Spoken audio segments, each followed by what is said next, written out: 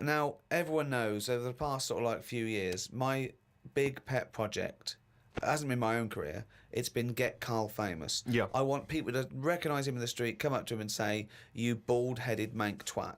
Let me tell you now, Rick, I've been out and about, and a lot of people have come up to me and said, has Karl Pilkington got a head like a fucking orange? Well, and I've had to instantly confirm the answer to be yes. But he's had a call. He had a call recently from a film company asking him if he's got any ideas for movies. Now, how desperate, in what dire straits must the British film industry be that they're going, we need Karl Pilkington. We have hit rock bottom. And he went along for an interview. So what? And you went in and you... I went along and had a meeting. And they just said, right, got any ideas? And sort of said, what are you thinking? What sort of thing are you after? Are you after action, thriller, whatever? Because you can provide any of that. I love that he's playing it cool, like you've come to the right person. My yeah. time's precious, what do you need? Yeah. Yeah, I'm Karl Pilkington, the movie doctor, what do you need, Papa? So, thought of this idea sort of on the spot. Good. That I whizzed by him. No, but sometimes that's how good ideas come up, don't they? Just random. So a lot of yours have come up, yeah. No, but if you just talk, I find that your mouth comes out with stuff. Right, there's another quote. Right. There's another quote. If you talk, your mouth comes out with stuff.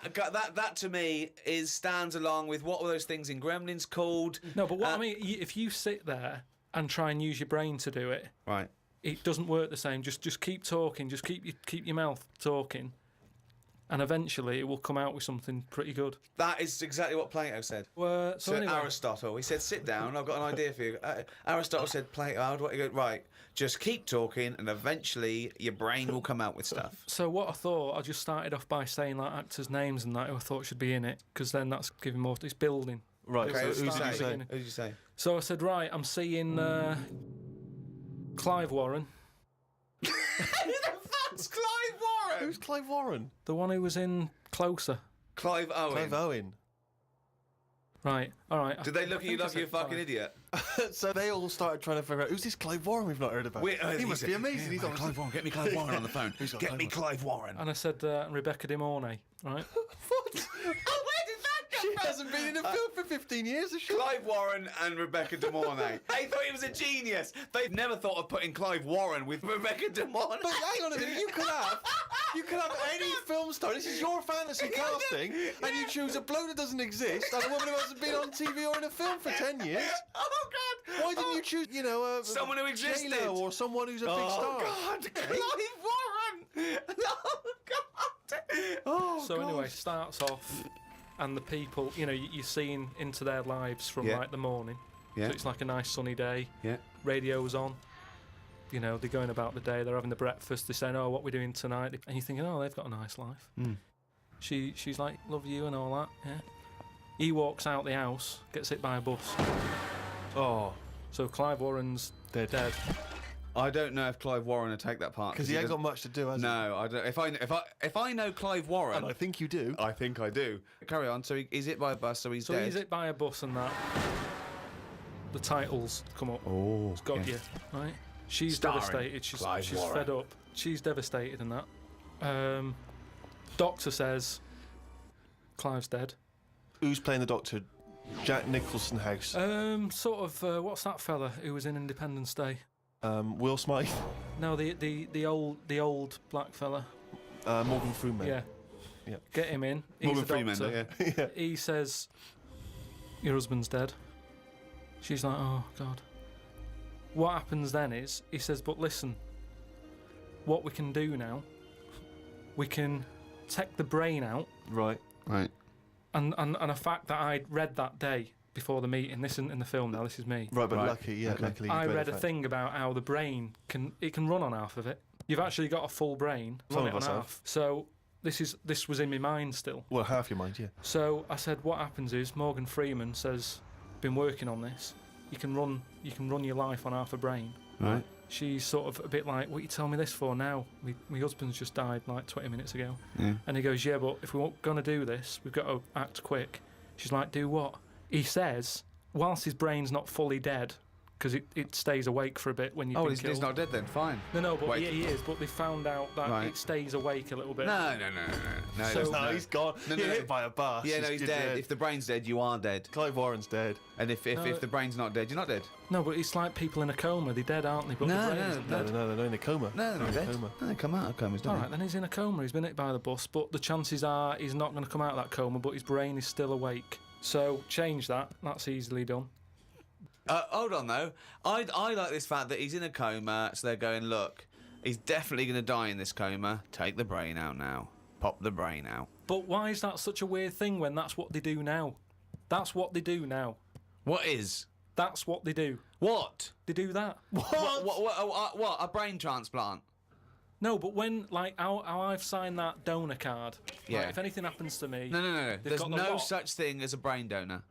Oh, we've explained to you before. Yeah, but they're working on it. They've said something about Einstein. They messed about with his brain for ages, trying to work out if it was full of stuff. That's what they're doing. They're working on that. There's loads of things that doctors are doing that we don't know about. I've seen some weird stuff on the internet. Yeah, I know you have. Yeah. I saw a programme on Channel 5 where a monkey brain was still alive and it was stuck on a stick. And they You were poked watching it. the Magic Roundabout. They poked it and it reacted. Right. So it's still alive. It's being kept alive, and it's only a matter of time. What's the brain linked up to? As long as you can link it up to the eyes, and somehow so it can tell the arms and legs what to do, you're laughing. I love that. Imagine a team full of doctors going, well, we're going to try and do a brain transplant. Carl, as long as you can link this up to the eyes and tell the arms and legs what to do, we're laughing. Cheers, Carl. See you later. Then what happens is, they say, do you want half of his brain in your head? Half of his brain in her head. She says, definitely not. I'm having you struck off. She starts screaming. She calls the police. He gets Yeah, arrested. but you'd have said that years ago when people can have, like, someone else's arm put on their body and stuff. Yeah, but he's only in a coma. Yeah. No, but he's not going to come out of that coma. Right. So it's like this or nothing. It's Right. like, look, you know, what we're going to do here? We can either turn the switch off, Yeah. or we can put his head in your head. But why would you... So why... what he does? So what they do then? They're going to take half his brain. Half of his brain, take Put out half of hers, pop it in place Why would she do that? because she loves him. But hold on. Well, no. Wait. What would she then be? Because this is what I'm trying to tell you. Okay. Sorry. What happens is he explains all this. So I mean, this would probably cover about 20 minutes in the film, but I'm just rushing it. I just rushing switched it off, up now. but yeah. No, you wouldn't. This bit would have you. So what? Well, what I'd have actually left when I wouldn't have even gone in to see a film starring Clive Warren and Rebecca De Mornay, unless it was 1985. So the thing is, she's the same as you. She says the same thing. She goes, "Why would I do that, doctor?" And he goes, "Well, what will happen is, he's gone, but you'll have his thoughts. So in the morning when you say, oh, I don't know what to have, will I have cornflakes? His bit of the brain will sort of say, Have a Weetabix. have shredded wheat or Yeah. whatever." And she's like, "Oh yeah, good idea." Sorry.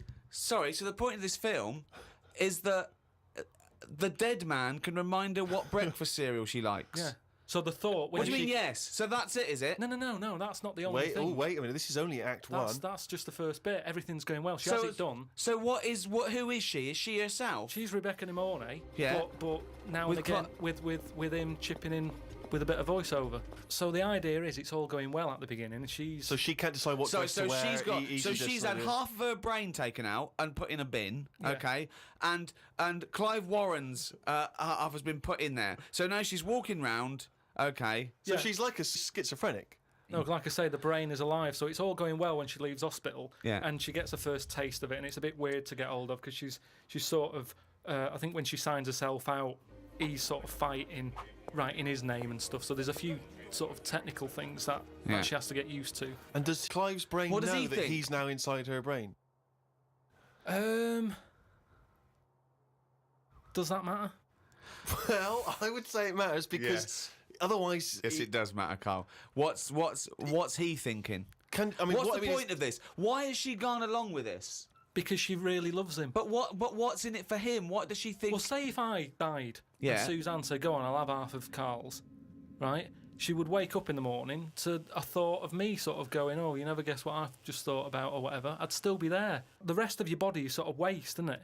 But Karl, the rest of your body's sort of waste. No, it is kind of. If when someone dies, it's Yeah. not that person anymore, is it? You can't have a chat with them. So if you could have someone's brain in your head when they're dead, you'd have it, wouldn't you? What are you talking about? Why would I have someone's brain in my head when they're dead? Well, what I've else? got a perfectly good brain.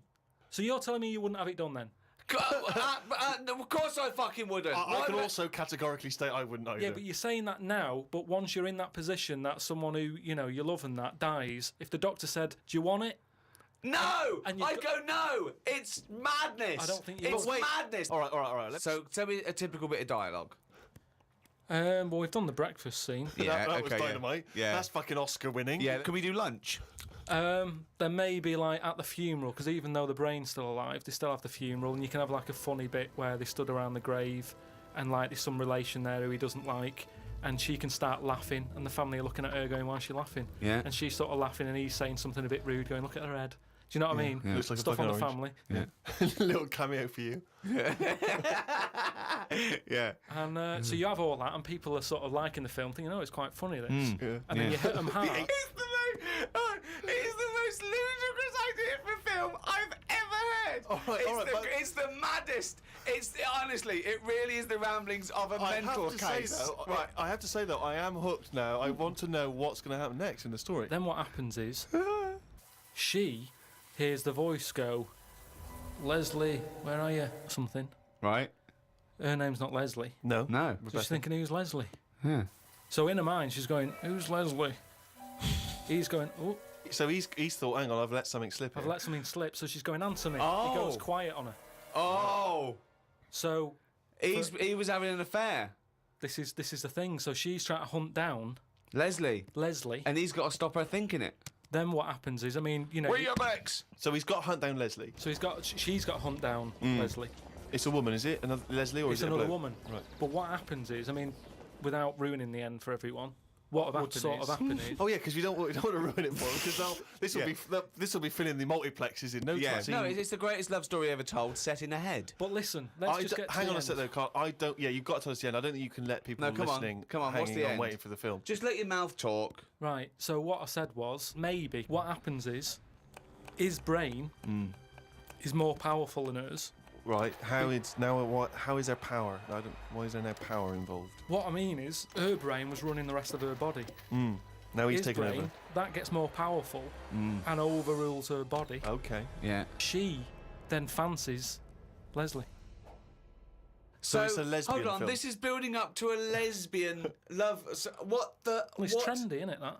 So just have a bit of that at the end. And So hold on. So he overpowers her, so she is now a lesbian. What's Leslie getting out of this? Why does Leslie think, hold on, why is my Because- dead lover's wife coming on to me? because this is what I'm saying to you, it's relationships.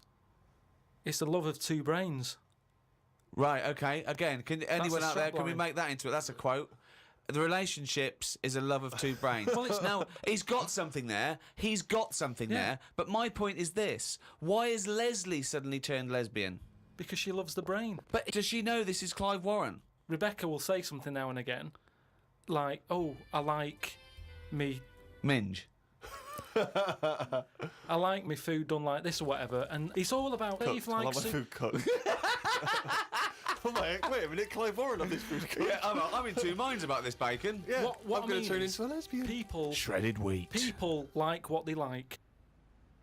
And it's the same way, like I've said to you before, with someone who's been going out with a woman and then is found out that she's got a twin sister and they divorce that first twin and go out with the other twin. It's all the same. You're after the same thing, aren't you? Yes, but that... When a cat dies, you buy another one. It's the same thing. You want that same. Yeah, but you love don't for necessarily switch your sexual orientation. In the case of your twin scenario, they both look the same. Yeah. Has there ever been one where it's a twin boy and girl? Go, well, I was going out with her, but I mean, he looks a bit like her. Yeah. I loved boobs, now I like cock. This is your problem. You don't know anything. And this theory about if your mouth talks enough, the brain will kick in soon, it hasn't.